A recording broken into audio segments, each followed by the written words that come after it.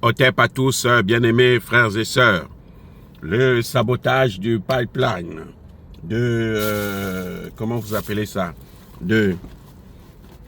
d'exportation du pétrole nigérien vers le Bénin a tout le temps été saboté.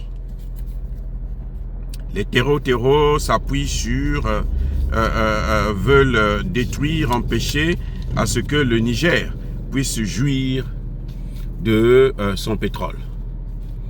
Les Français et les Américains font pression de telle sorte que le Niger puisse leur donner l'uranium du Niger, comme ils avaient l'habitude, au prix gratuitement. Donc, ils veulent faire en sorte que le Niger ne puisse pas tirer profit de son pétrole. Parce que le Niger aujourd'hui produit 100 000 barils, 100 millions de barils de pétrole par jour. D'ici 2026, le Niger va passer à 240 millions de barils de pétrole par jour. Et dans 10 ans, le Niger va atteindre la production du Nigeria. Ça, c'est seulement le pétrole. Dans 10 ans, le Niger va atteindre plus de 2 millions de barils de pétrole par jour. Et ça, les Américains et les Français, les Européens ne peuvent pas accepter ça. C'est de l'argent qui leur échappe. C'est de l'argent qui n'est pas sous leur contrôle. Et c'est un pays qui va avancer, qui va se développer. Et les autres pays du monde là, qui produisent le pétrole là, vont faire la même chose. Il faut donc boycotter le pipeline. Le Niger aussi n'est pas d'accord, n'est pas content. Pas d'accord, mais plutôt n'est pas content. Parce que le Niger risque de perdre sa place de premier producteur de pétrole en Afrique. Mais quand on va ajouter à ce pétrole du Niger, celui du Mali, où il y a plus de 4 000 milliards de réserves de barils de pétrole, les amis, est-ce qu'il y a photo? Non, il n'y en a plus. Le Nigeria va disparaître. On annonce, ça c'est le FMI qui annonce, près de 12% de croissance. J'aime pas ces chiffres-là, croissance, machin, parce que je ne vois rien qui améliore les conditions de vie. La croissance, ce sont des termes économiques qui, permet aux experts de évaluer une nation, l'évolution de l'économie d'une nation. Mais bon, pour moi, c'est pas ça qui m'intéresse. Pour moi, ce qui compte, c'est l'amélioration du niveau de vie des populations. Que ce soit la croissance haute ou basse, mais si la croissance est faible et que les populations continuent à vivre bien, pour moi, vous savez, personne n'avait jamais dit que, moi je n'ai jamais entendu les chiffres de la croissance de la Libye au temps de Kadhafi. Et pourtant, la Libye était le pays où la population avait la meilleure vie, le meilleur système de vie au monde, sur le plan sanitaire, éducation et autres. Donc, vous voyez, il y a ce genre de choses-là que nous devrons comprendre et connaître.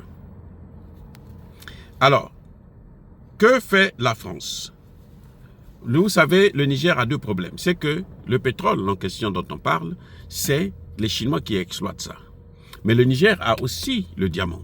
Et ce diamant-là, il faut que, plutôt l'uranium, cet uranium-là, en ce moment, personne ne l'exploite.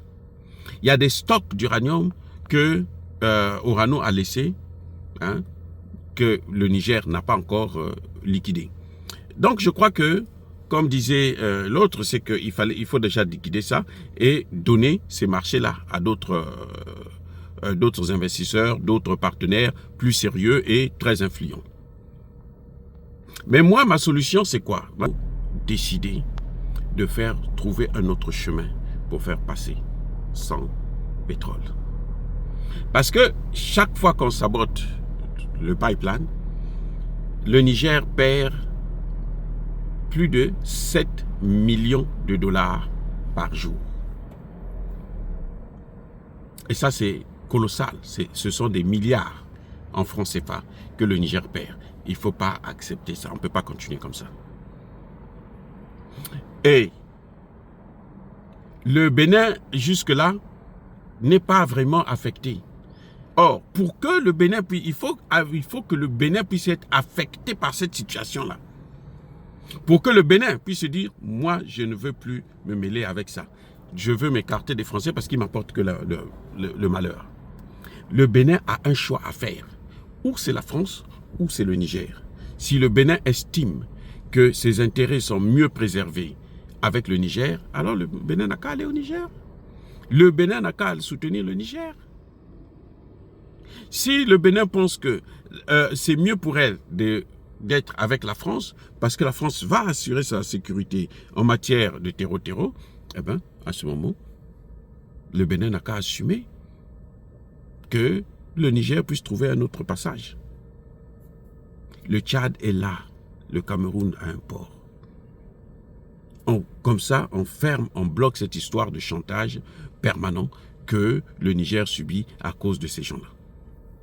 Voilà, la meilleure des solutions, c'est ça. C'est vrai, il faut utiliser maintenant un système satellitaire parce que quand même, c'est plus de 2000 km qui sont surveillés par 700 soldats.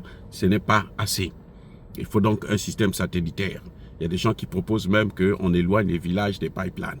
Mais vous savez, là où il y a ce genre de choses qui passent là, c'est ça qui crée le développement industriel. Oui, donc je pense que c'est bon, c'est une solution. Mais la meilleure des solutions pour moi, c'est que le Niger devait prendre l'engagement de faire passer son pétrole désormais par le Tchad.